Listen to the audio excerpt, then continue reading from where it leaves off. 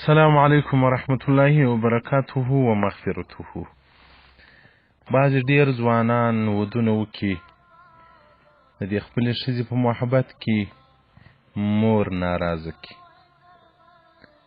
مور هغه ستر نعمت دی چې الله جل جلاله انسان ته ورکړی دی چې له ایمان څخه راباد ستر نعمت مور ده. په روایت کې راځي رسول الله صلی الله علیه وسلم بارک وایي د مور مخ ته کتل دا د نفل حج ثواب لري، د قبول سوي حج ثواب لري او د قبول سوي عمرې ثواب لري. یو صحابي رسول الله صلی الله علیه وسلم بارک ته ویل که سړی په ورځ کې 1000 واره ورته وګوري، رسول الله صلی الله علیه وسلم بارک ورته که سړی 1,00,000 واره ورته وګوري، 1,00,000 واره حجونه او عمرې بیا الله جل جلاله په عملنامه کې ولیکي. نو حسن بصري رحمت الله علیه مبارک وایي د نارینه د عقل متعلق وایي عاقل انسان هغه څوک دی چې د مور و پلار په ژوند و په حیات کې واده نه وکړي، ځکه ډېر ځله د ښځې په وجه مور و پلار وایي ناراضه سي، د ښځې په وجه په ناروا کې مبتلا سي.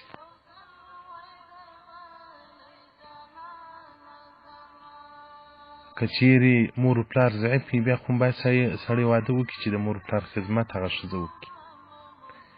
او انس بن مالک رضی الله عنه مبارک وایي علقمه یو ځوان و صحابي و شدید الاجتهاد، په عبادت کې ډېر کوشش کوه او ډېر خیراتونه یې کول.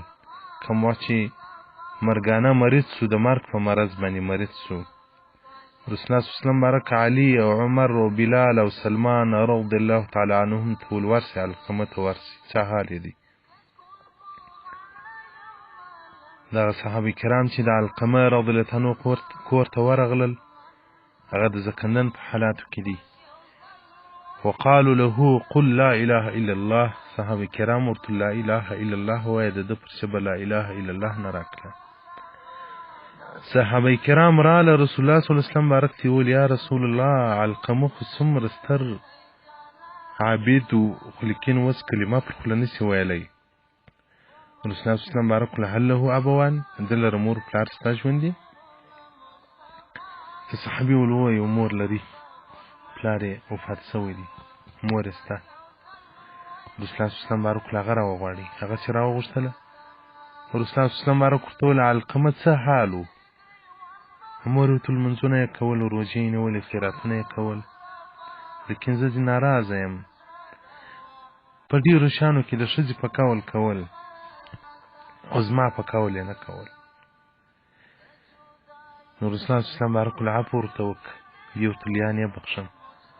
رسول الله صلی الله علیه وسلم بارک صحابه کرامو تلوار سې راواخلي اور واچوي، دا ولاړه ده. صحابه کرام راواخلي اوس اور واچي. فقالت ثمرة قلبي، زما د زړه ټوټه ده، زما د زړه میوه ده، تاسو زما په مخ کې سوځئ. رسول الله صلی الله علیه وسلم څه ورته یا ام علقمه، یا د علقمه مور، عذاب الله اشد و ابقى، د الله عذاب سخت دی او همیشه دی. هو الذي نفسي بيده، زما دې په هغه ذات قسم چې د محمد صلی الله علیه وسلم روح او د رسول الله صلی الله علیه وسلم نفس د ده په قبضه کې دی، ده ته لمونځ صدقه خیرات ګټه نه رسي تر څو ته ځینې ناراضه یې، ایمان به تر دنیا ځي.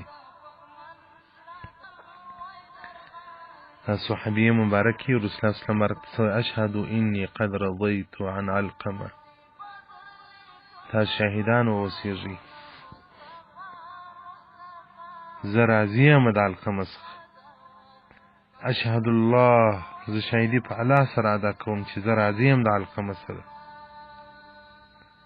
رسول الله صلی الله علیه وسلم بارک و بلال رضی الله عنه بارک الورس، د علقمه څه حال دی؟ بلال رضی الله عنه بارک چې رالی چې ویې کتل د علقمه رضی الله عنه پر خوله باندې لا اله الا الله کلمه جاري ده. رالی رسول الله صلی الله علیه وسلم بارک چې کلمه وایي رسول الله صلی الله علیه وسلم صحابه کرام ته څه وایي؟ یا معاشر المهاجرین والانصار، انصارو مهاجرینو، که چا خپله معاینه پر مور مختاره که فعلیه لعنت الله، پر هغه دې د الله لعنت وي. د هغه نه فرضي عبادت قبلیږي نه نفلي. شرط الاسلام صفحه 408 فصل په حقوق الوالدین. نو زموږ د جامعې ځوانان هغه ستر رحمت د معاینې په خاطر باندې خوابدی کوي. هغه ستر رحمت پلار او مور د معاینې په خاطر باندې پریشانه کوي.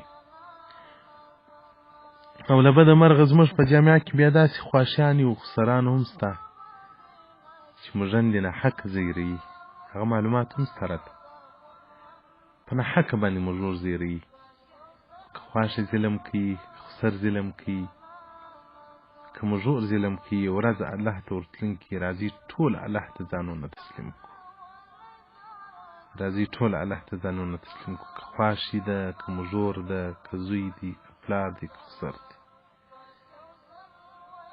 الله جل جلاله دې زموږ په جامعه کې هغه اخلاق چې صحابه کرامو کول، هغه الله جل جلاله دې هغو ته رواج ورکړي. والله دې زموږ ژوند او مرګ او قرابت ټول د رسول الله صلی الله علیه وسلم بارک په صراط باندې برابر وګرځي. والسلام علیکم ورحمة الله وبرکاته.